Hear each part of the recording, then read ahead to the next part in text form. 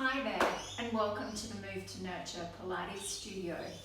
I am here today to talk about when you have back pain and you know you need to strengthen your glutes. So if I'm on my side, I want to lift my ribs off the mat a little bit, or at least have the sense that there's a little lift happening, because I want to get length in my spine. The other way of finding this is to reach your foot away from you and you find your ribs kind of lift off the ground naturally.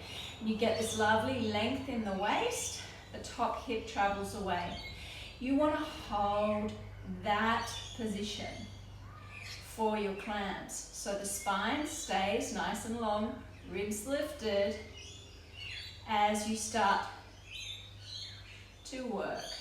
And this will definitely fire up your core. You want to keep your spine neutral. It's not moving around, it's not collapsing. And then you can start to feel this work back here. If your top hip is rolling back every time you do your clam, you are opening your back and not doing much for your glutes. You want to keep this hip stacked on top of the other hip.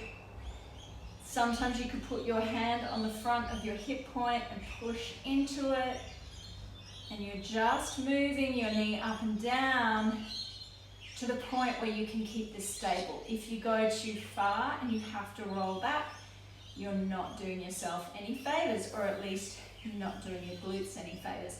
Now that starts to get tight, and I don't want you to overdo it.